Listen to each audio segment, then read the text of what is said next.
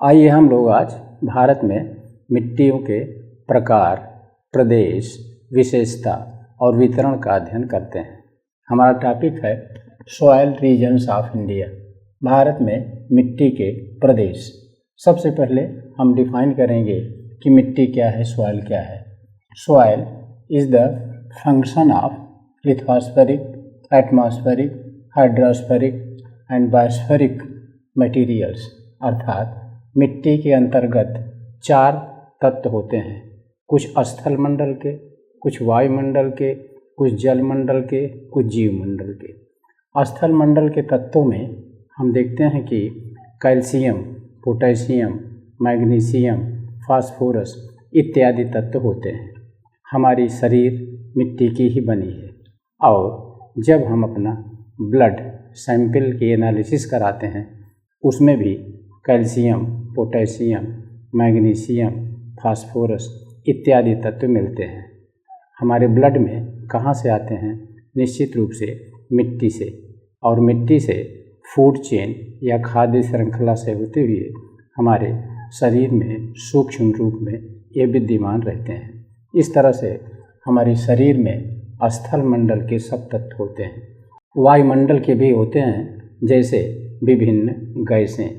जल मंडल के भी होते हैं, शरीर में जल की पर्याप्त मात्रा होती है। और जीव मंडल के सभी जैविक तत्व, न्यूट्रिएंट, पोषक तत्व भी हमारे शरीर में, हमारे ब्लड में मिलते हैं। इस तरह से मृदा विज्ञान, पेडोलॉजी एक साइंस है जो अध्ययन करता है मिट्टी की उत्पत्ति का, उसकी विशेषताओं का और उसके महत्व का। इसलिए पेडोलॉजी एक विज्ञान है और उसमें पेडोजेनिक फैक्टर, मृदा निर्माणकारी फैक्टर्स कारक होते हैं जो भारत की मिट्टी को प्रभावित करते हैं या पूरे विश्व को।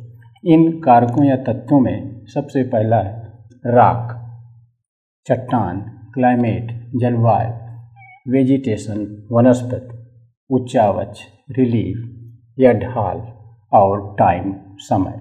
इसमें यदि हम भारत की मिट्टियों के अध्ययन में एक एक तत्व का अध्ययन करें तो उसमें पहला है रॉक।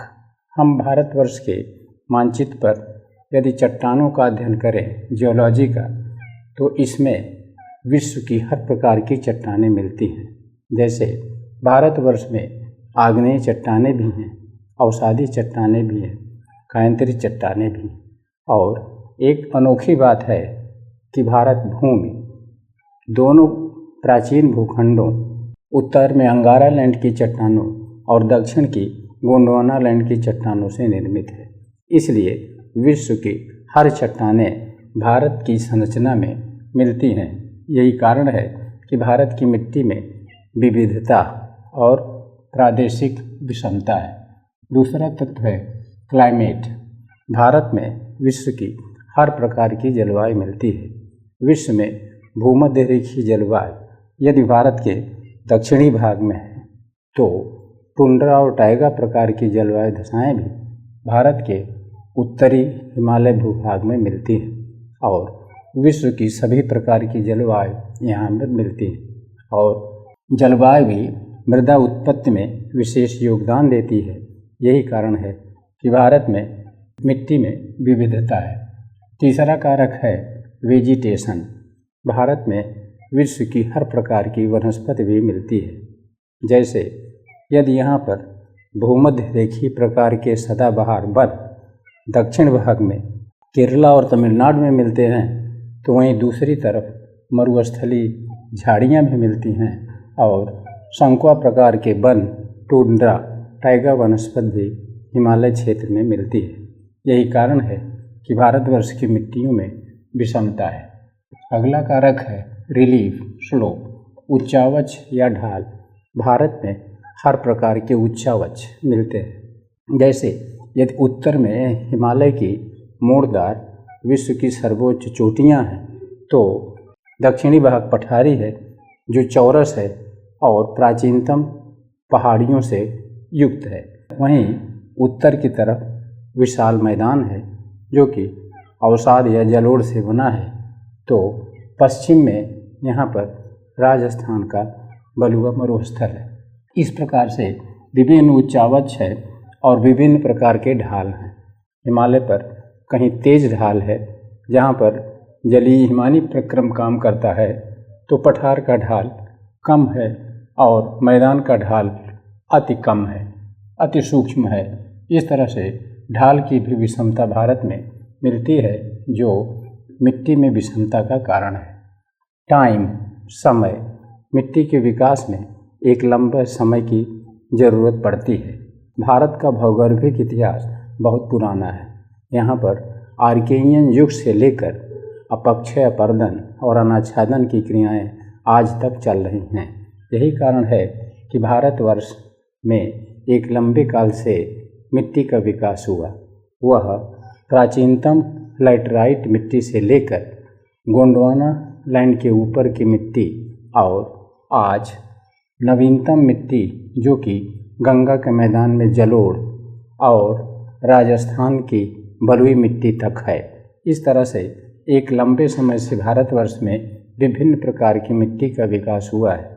यही कारण है कि भारतवर्ष की पेडोलॉजी या मृदा विज्ञान अति प्राचीन है, विविध है। आइए हम लोग इसका अध्ययन करते हैं। Soil types on the basis of its ability. Bharatvarsh में मिट्टी का प्रकार उसकी स्थिरता के आधार पर किया जाता है। आधार कई हैं, लेकिन सबसे पहले हम स्थिरता के आधार पर करते हैं, जो दो तरह की है। पहली है रेजिडुअल सॉइल्स, अर्थात अवशिष्ट मिट्टी या स्थानिक मिट्टी, जो कि वेदरिंग या अपक्षय का परिणाम है। भारतवर्ष में कुछ भूभाग ऐसे हैं जहाँ पर कि अपक्षय विशेष रूप से भौतिक और यांत्रिक अपक्षय से कड़ी चट्टानें टूटकर वहीं पर चूर्ण बन के पड़ी हैं, उनका स्थानांतरण नहीं हुआ है। इनको अपक्षय जनित मिट्टी कहा जाता है और यह रेजिडुअल सॉइल होती हैं। विशेष रूप से ऐसी मिट्टी इस प्रायद्वीपीय पठार पर मिलती है, हिमालय पर नहीं मिलेगी, क्योंकि वहाँ पर बनी हुई मिट्टी का अपरदन या स्थानांतरण हिमानी और जल द्वारा हो जाता है। इसी तरह से प्रायद्वीपीय पठार की मिट्टी भी जो अपक्षय से बनती है, वह वायुड़ प्रक्रम द्वारा स्थानांतरित हो जाती है। गंगा के मैदान की मिट्टी भी नदियों और सतही जल द्वारा स्थानांतरित हो जाती है। इसलिए रेजिडुअल सॉइल, अवशिष्ट मिट्टी, इस समूचे प्रायद्वीपीय पठार पर मिलती है, जहाँ की मुख्य क्रिया अपक्षय है, न कि अपरदन। दूसरे वर्ग की मिट्टी है ट्रांसपोर्टेड सॉइल, परिवहन मिट्टी, जिसको कि इरोजनल भी कहा जाता है, अपरदनात्मक, अर्थात मिट्टी एक स्थान से हटाकर दूसरे स्थान पर पहुंचा दी जाती है। जैसे हिमालय में घाटियों और दून की मिट्टी, जो कि पहाड़ के ऊंचे भागों से जल या हिमानी द्वारा लाकर घाटियों में जमा की जाती है। दूसरे उदाहरण में गंगा के मैदान की मिट्टी, जो नदियों द्वारा वर्षा के जल द्वारा स्थानांतरित हो जाती है। परिवहन जनित मिट्टी का तीसरा प्रकार थार के डेजर्ट में है, जो वायुड़ प्रक्रम द्वारा बालुका स्तूपों के स्थानांतरण से स्थानांतरित होती रहती है। इस तरह से मिट्टी के यह दो मुख्य प्रकार हैं उनकी उत्पत्ति के आधार पर। लेकिन मिट्टी की विशेषताओं के आधार पर, उनके उपयोग के आधार पर भारत की मिट्टी को कई वर्गों में बांटा जाता है। इस वर्ग में एक वर्गीकरण तो भारत के कृषि विभाग द्वारा किया गया है, और यह भौगोलिक आधार भी है, क्योंकि इसमें भौगोलिक विविधता के पीछे चट्टानों और वहाँ के वनस्पति और जलवायु दशाएं सम्मिलित की जाती हैं। लेकिन इसी के ठीक समकक्ष सेवंथ अप्रॉक्सीमेशन ऑफ यूएसए, संयुक्त राज्य अमेरिका द्वारा किया गया 7वें अनुमान में मिट्टियों का जो स्वरूप है वह इसी भारतीय विभाजन के ठीक समक्ष ये दिया गया है। आइए हम लोग भारतवर्ष में एक एक मिट्टी का क्षेत्रीय वितरण, उसकी विशेषता और उसका उपयोग देखते हैं। सबसे पहला मिट्टी का प्रकार है फॉरेस्ट एंड हिल सॉइल। आप इस सिंबल को देख रहे होंगे, यह आपको समूचे जम्मू कश्मीर, हिमाचल प्रदेश, उत्तराखंड, सिक्किम और अरुणाचल प्रदेश में स्थित है। अर्थात यह मिट्टी फॉरेस्ट क्षेत्र में है। यहाँ पर सघन वन है, वह वन चाहे शंक्वाकार हो, मिश्रित वन हो और शिवालिक के पतझड़ वन हो, और इसको 7th अप्रॉक्सीमेशन यूएसए सॉइल में इंसेप्टिसोल एंड अल्फीसोल और जिसके अंतर्गत अल्टी, एंटी एंड मुल्लीसोल भी मिलता है। इस तरह से यह मिट्टी पर्वत के ढलानों पर और पर्वतीय क्षेत्रों पर मिलती है। इसकी उत्पत्ति के बारे में देखें तो निश्चित रूप से यह अपक्षय जनित है, लेकिन इस क्षेत्र में जब जलीय और हिमानी प्रक्रम काम करता है तो पर्वत के ढलानों की मिट्टी निचले घाटी और दून में जम जाती है, जहाँ पर इसकी परत मोटी होती है, और पहाड़ के ढलानों की मिट्टी खुरदुरी होती है क्योंकि उसका परिवहन कम हो पाता है और उसी में ही हिमोड़ या मोरेन के जमाव मिलते हैं। हाँ, यह मिट्टी मिनरल रिच होगी, चाहे पहाड़ के ढाल पर हो या वह घाटियों में जमा हो, और यह मिट्टी इस पर्वतीय क्षेत्र के लिए वरदान है। पश्चिम हिमालय में इसमें विभिन्न प्रकार के फल, सेब, संतरे, और पूर्वी हिमालय में इसमें चाय के घने बाग हैं। लेकिन पश्चिम हिमालय की घाटी और दून की मिट्टियाँ अधिक उपजाऊ हैं, जिसमें विभिन्न रबी और खरीफ की फसलें होती हैं। इसी तरह से पूर्वी हिमालय में भी ढलानों और घाटियों की मिट्टियाँ उपजाऊ होती हैं। ऐसा कह सकते हैं कि पूरे हिमालय की यह वन और पर्वतीय क्षेत्र की मिट्टी खनिज की दृष्टि से भी संपन्न है और यहाँ पर ह्यूमस भी अधिक है। इस प्रकार से यह मिट्टी हिमालय क्षेत्र के लिए वरदान कही जा सकती है। दूसरी प्रकार की मिट्टी है, इसकी उत्पत्ति इयोसीन समय के लावा के पश्चात हुई और यह लावा जमा हुआ इस पूरे प्रायद्वीपीय पठार के लाल मिट्टी प्रदेश के ऊपर, क्योंकि पूरा प्रायद्वीपीय पठार पहले लाल मिट्टी से निर्मित था, जो गोंडवाना और आर्कियन समय के रेड कलर के सैंडस्टोन के अपक्षय के फलस्वरूप बना। लेकिन जब यहाँ पर काली मिट्टी विकसित हुई, विशेष रूप से लावा जनित, उस समय मिश्रण हुआ उस काली और लाल मिट्टी का, जो विशेष रूप से आप देख रहे हैं कि कुछ उत्तर की तरफ चंबल बेतवा नदियों घाटियों में, कुछ इधर नर्मदा की घाटी में, और कुछ पूरब और दक्षिण की तरफ लावा के प्रवाह से इस प्रकार की मिट्टी मिलती है। निश्चित रूप से यह मिनरली बहुत ही रिच है, खनिज दृष्टि से संपन्न है। इसमें कैल्शियम, पोटेशियम, मैग्नीशियम सब पर्याप्त मात्रा में मिलते हैं और इसमें आयरन कंटेंट भी मिलता है क्योंकि काली है। इस तरह से यह मिट्टी पर्याप्त उपजाऊ है जो नदी घाटियों में पाई जाती है। इसलिए इसमें विशेष रूप से खरीफ की विभिन्न फसलें होती हैं और इसमें घने जंगल भी मिलते हैं। अब हम आते हैं तीसरे प्रकार में, जो कि तराई सॉइल या तराई क्षेत्र की मिट्टी, जिसको संयुक्त राज्य अमेरिका के 7वें अनुमान में मुल्लीसोल भी कहा जाता है। तराई का क्षेत्र आप देख रहे होंगे कि यहाँ पर है, विशेष रूप से उत्तराखंड की तलहटी में और नेपाल की तलहटी में।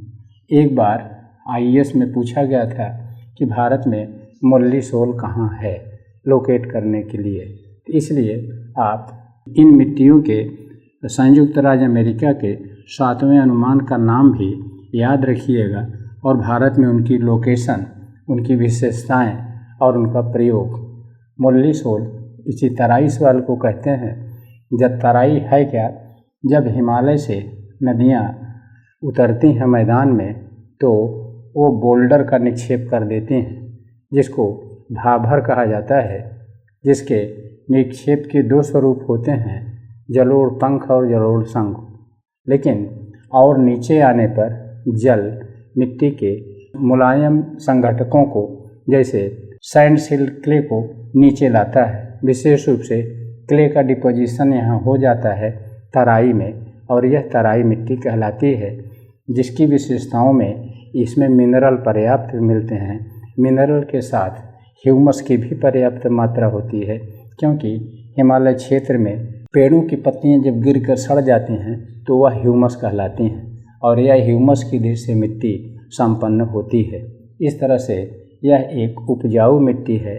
वैसे तो तराई क्षेत्र में अर्ध सदाबहार वन मिलते हैं, लेकिन लोगों ने आज जंगलों को काटकर यहाँ विशेष रूप से धान की खेती और गन्ने की खेती शुरू कर दिया है। इस तरह से कृषि की दृष्टि से तराई क्षेत्र की मिट्टी अधिक उपयोगी है।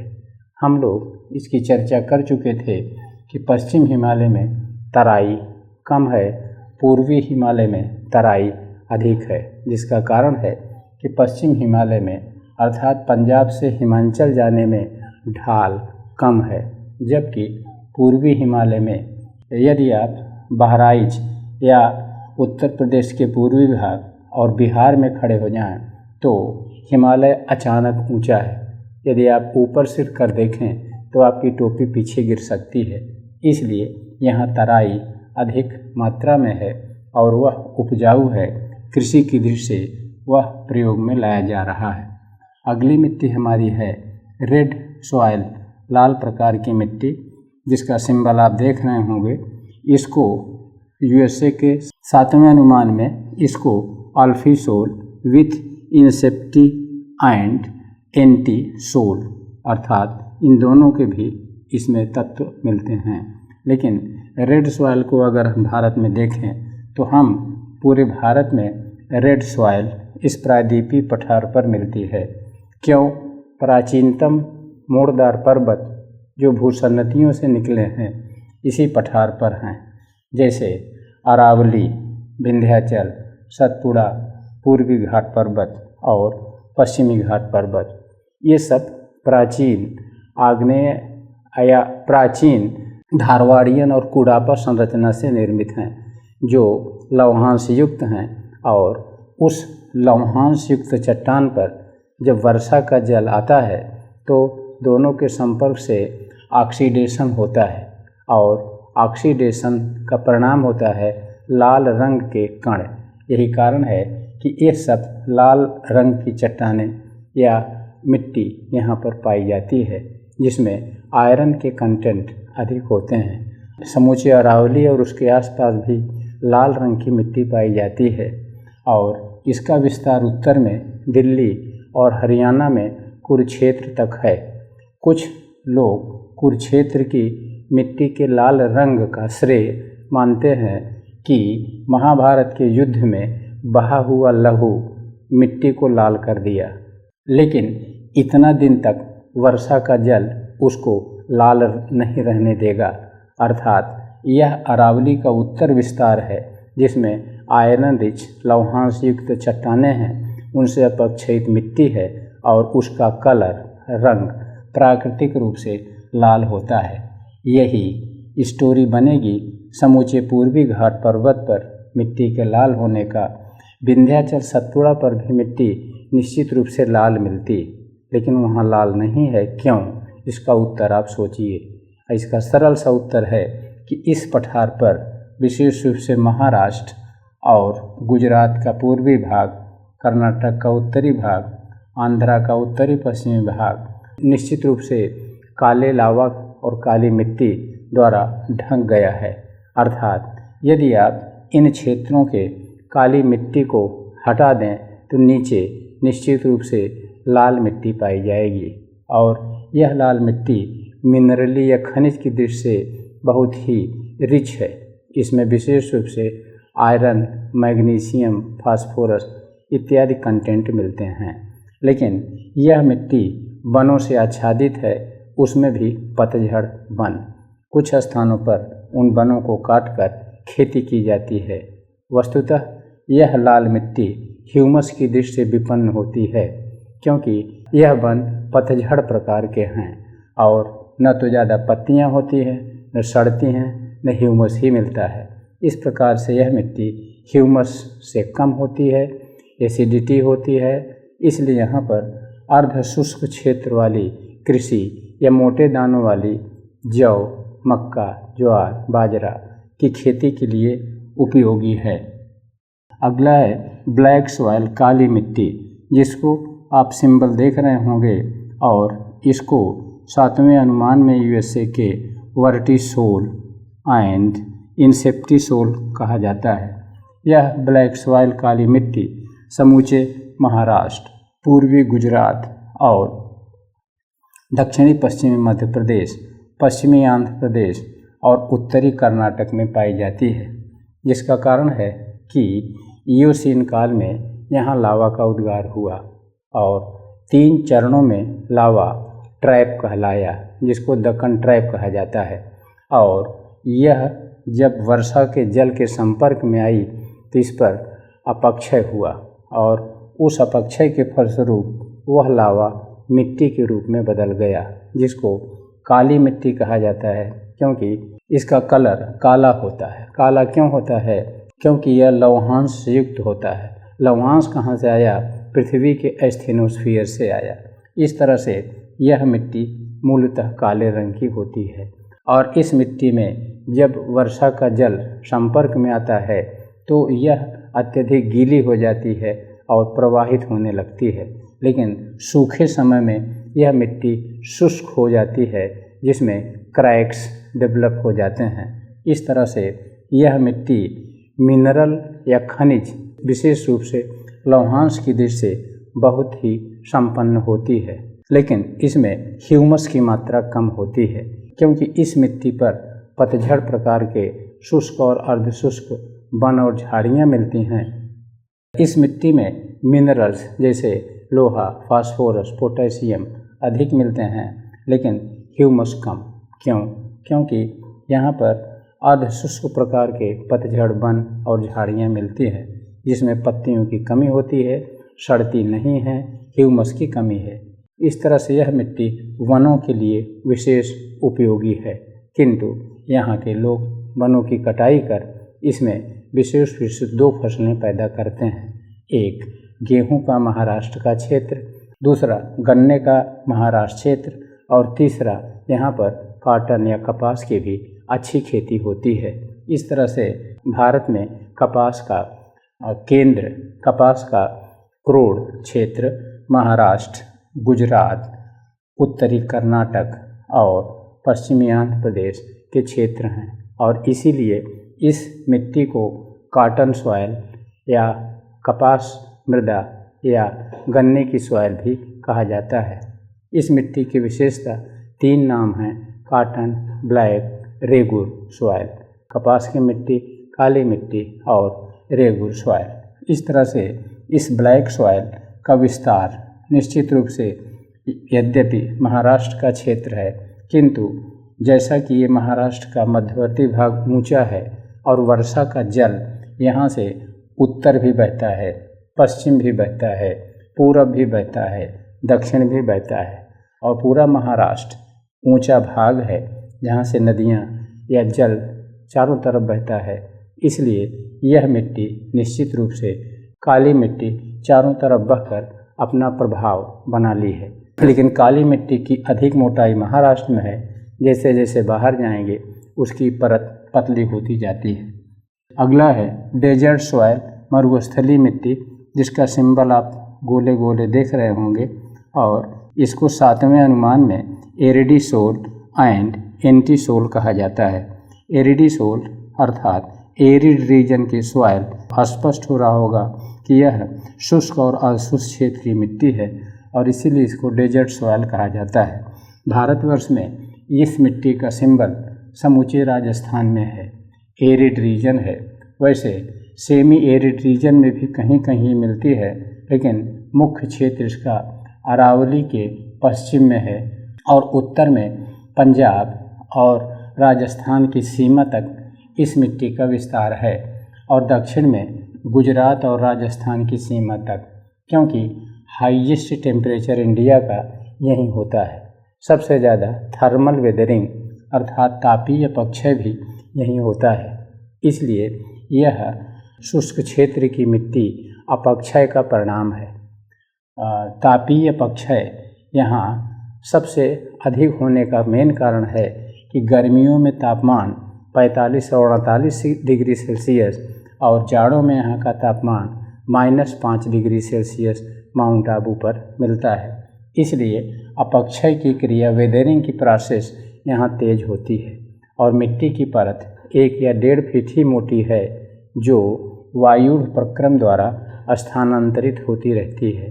अर्थात जब ग्रीष्मकाल में दक्षिण पश्चिम मानसून हवाएं दक्षिण पश्चिम से उत्तर पूरब चलती हैं तो बालू के कणों को पंजाब की दक्षिणी सीमा तक लाती हैं, लेकिन शीतकाल में जब उत्तर पूरब की हवाएं चलती हैं तो इस बालू को पुनः गुजरात के उत्तरी सीमा तक लाती हैं। इस प्रकार से यह मिट्टी परिवहन जनित है। यदि 1.5-2 फीट मोटी मिट्टी की परत को हटा दिया जाए तो नीचे ठोस और वही कड़ी चट्टानें मिलेंगी जो प्रायद्वीपीय पठार पर मिलती हैं। अर्थात राजस्थान एक प्लेन है, थार का डेजर्ट है, लेकिन इसकी मौलिक चट्टानें इस प्रायद्वीपीय पठार की हैं और इसलिए यहाँ के कण लाल होते हैं, क्योंकि पूरे गोंडवाना प्रदेश के लाल रंग के आधारभूत संस्तर इस राजस्थान के नीचे आज भी पाए जाते हैं। और यही कारण है कि थोड़ी वर्षा के बाद तुरंत राजस्थान में इस पतली मिट्टी की परत संतृप्त हो जाती है, जल प्रवाहित होने लगता है और बाढ़ आती है। कभी कभी प्रश्न पूछा जाता है कि राजस्थान के डेजर्ट में बाढ़ क्यों? बालू है, पानी को तो अंदर समा जाना चाहिए, लेकिन ऐसा नहीं है। क्यों? कि इस मिट्टी की ठीक नीचे मोटी मोटी और कड़ी चट्टानें मिलती हैं। अब आइए देखते हैं इस मिट्टी की विशेषताएं। इसमें विभिन्न प्रकार के मिनरल्स पाए जाते हैं, जैसे calcium, sodium, potassium, magnesium, iron. यह मिनरली रिच सॉइल है, क्योंकि यहाँ पर अपक्षय के बाद मिट्टी के सब तत्व वही हैं, लेकिन यह ह्यूमस की दृष्टि से कमज़ोर मिट्टी है। क्यों?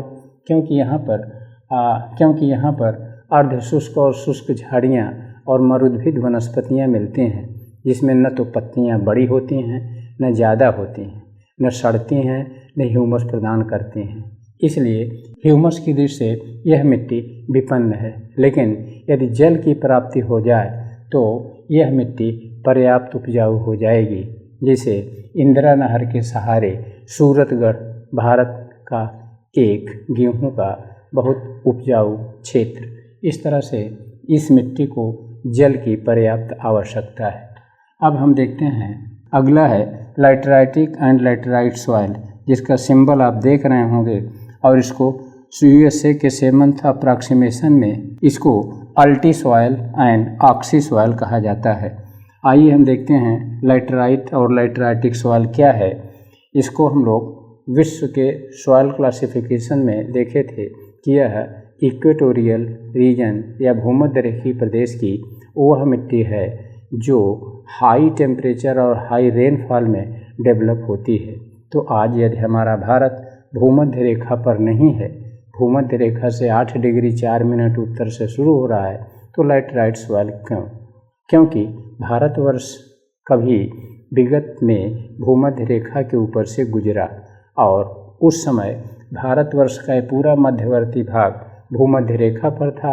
अधिक वर्षा होती थी, अधिक तापमान था, लैटेराइजेशन की प्रक्रिया हुई और लैटेराइट सॉइल पूरे क्षेत्र में विकसित हो गई।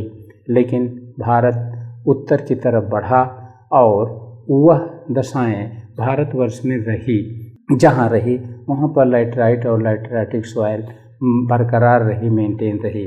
जैसे भारतवर्ष के पश्चिम भाग में, यहाँ पर कर्नाटक और केरला के पहाड़ी भागों में आज भी पर्याप्त वर्षा है, ट्रॉपिकल कंडीशन है।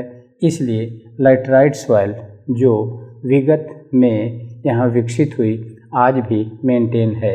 इसी तरह से इस पूर्वी घाट पर्वत के सहारे और इस गोदावरी और कृष्णा की घाटी में भी लैटराइजेशन की प्रोसेस आज भी हो रही है और लैटराइट सॉइल की दशाएं उड़ीसा और विशेष रूप से पश्चिम बंगाल का पठारी भाग और मेघालय और उसके पूर्व में भी इसका विकास हुआ।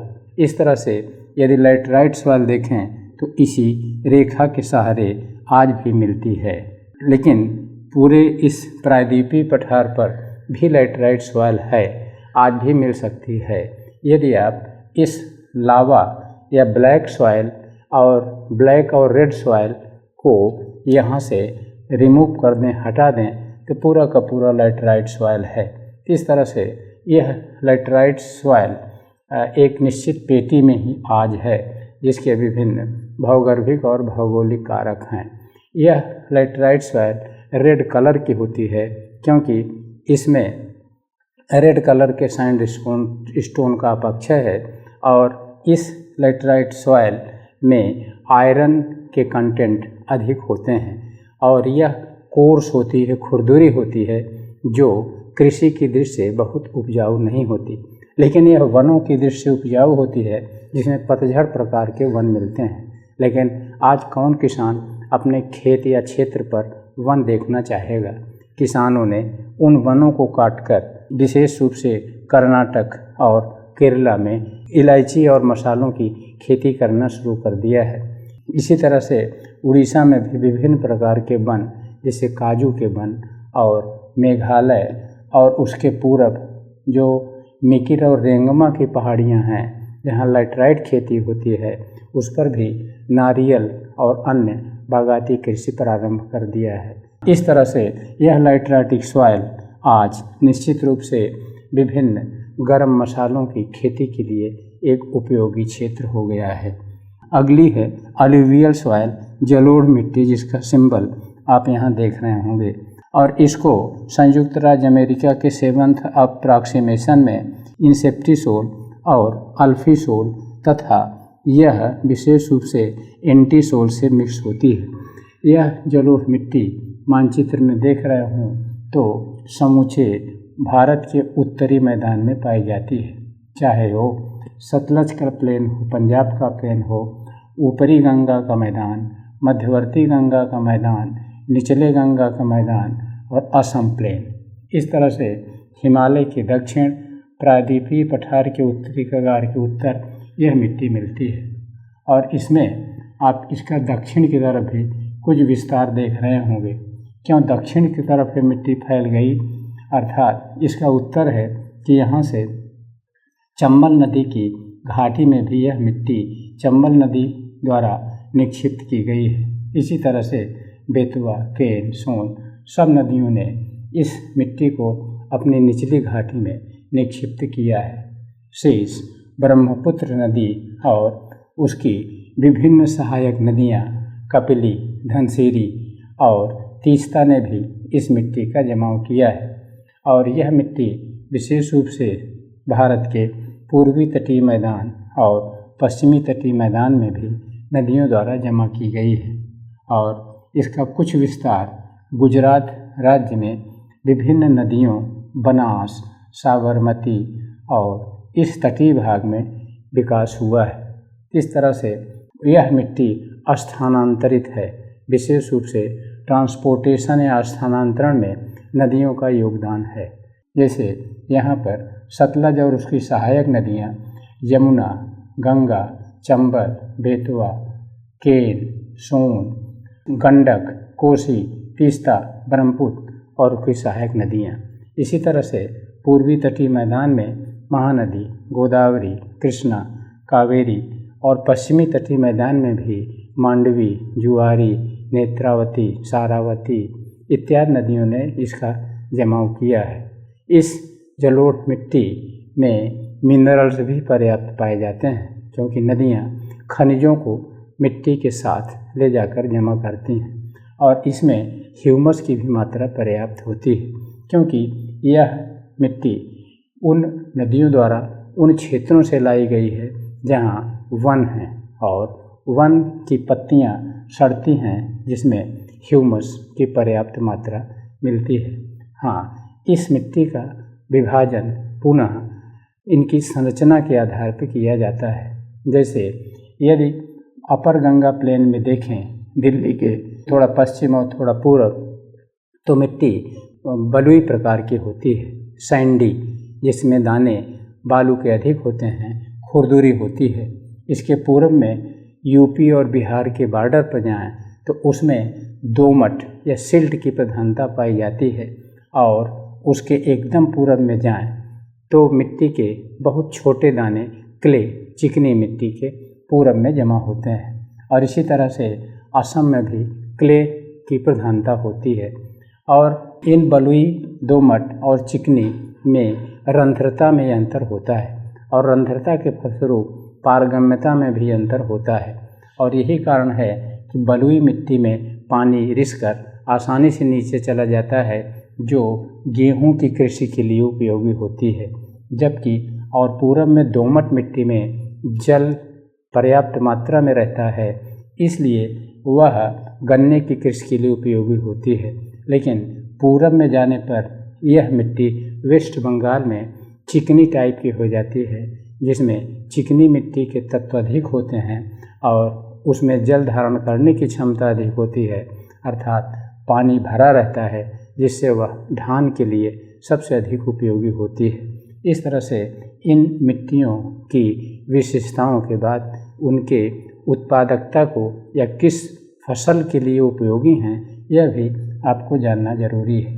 वैसे तो प्राकृतिक रूप से यह पतझड़ वनों के क्षेत्र की मिट्टी है, लेकिन आज के कृषक यहाँ अर्थात पंजाब में गेहूं और गन्ने की कृषि, कपास की कृषि, पश्चिमी यूपी में विशेष रूप से गेहूं, रबी खरीफ जायद सभी फसलें, और इस पूर्वी क्षेत्र में विशेष रूप से मिडिल गंगा प्लेन में, मध्य गंगा मैदान में गन्ने की खेती, और पश्चिम बंगाल और असम राज्य में चावल की खेती करते हैं।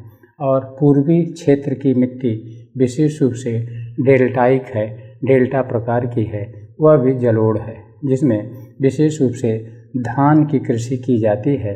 और कृष्णा और गोदावरी का डेल्टा जलोढ़ मिट्टी से युक्त है, जो धान के लिए एक विशेष क्षेत्र है। और पश्चिम तटीय मैदान की मिट्टी भी जलोढ़ ही है, अलुवियल है, लेकिन पूर्वी तटीय मैदान की मिट्टी की तुलना में पश्चिमी तटीय मैदान की मिट्टी अधिक खुरदुरी है, जहाँ पर नारियल के विशेष बाग लगाए गए हैं। और इसी तरह से इस गुजरात प्लेन की तटीय मिट्टी हर दृष्टि से संपन्न है, क्योंकि यह विशेष रूप से साबरमती नदी द्वारा लाए गए लाल प्रकार के अवसाद से युक्त है। यहाँ पर काली मिट्टी के भी गुण मिलते हैं और यहाँ पर जलोढ़ मिट्टी के, इसीलिए गुजरात की मिट्टी विशेष रूप से गेहूँ, गन्ना और कपास के लिए प्रसिद्ध है और विख्यात है। अगली मिट्टी का प्रकार हमारा है पीटलैंड सॉइल। और पीटलैंड सॉइल, पीट प्रकार की मिट्टी को हिस्टोसोल भी कहते हैं। हिस्टो का मतलब होता है हिस्ट्री, इतिहास से संबंधित, अर्थात यह मिट्टी बहुत पुरानी है और इसके अवशेष सब कहीं न कहीं हैं। हिस्टोसोल या पीटलैंड सॉइल वहाँ मिलती है जहाँ पर कि दलदली भाग होते हैं, जैसे केरल के तट पर। केरल के तट पर दलदल हैं, विशेष रूप से यहाँ लैगून हैं, लेक हैं, यहीं पर वेम्बनाड झील है, और वहाँ की मिट्टी दलदली प्रकार की है। और उस दलदली प्रकार की मिट्टी में सभी मिनरल्स और ह्यूमस मिलते हैं, और उसमें एसिडिटी भी अधिक होती है। लेकिन साल भर पानी भरा रहने के फलस्वरूप, वेटलैंड होने के फलस्वरूप उस मिट्टी में किसी प्रकार की कृषि नहीं की जा सकती। और यह पीटलैंड सॉइल भारत के सभी वेटलैंड क्षेत्रों में मिलती है, जिसमें ग्लीजेशन प्रोसेस होती है और उसको ग्ले सॉइल भी कहते हैं।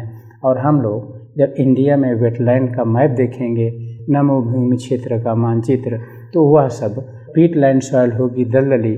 लेकिन इस भारत के मानचित्र में उन छोटे क्षेत्रों को, जैसे चिल्का झील और पुलिकट, को दिखा पाना कठिन काम है। इस तरह से ये रहा भारतवर्ष में मिट्टियों का प्रकार, उनके प्रदेश, उनकी विशेषताएं और उनका प्रयोग। इसमें से आपसे कमीशन अपेक्षा कर सकता है कि सबका वर्णन करे या तो किसी एक का, जैसे जलोढ़ मिट्टी का। ये रहा भारतवर्ष में मिट्टी का प्रकार, प्रदेश, विशेषता और उनका विवरण।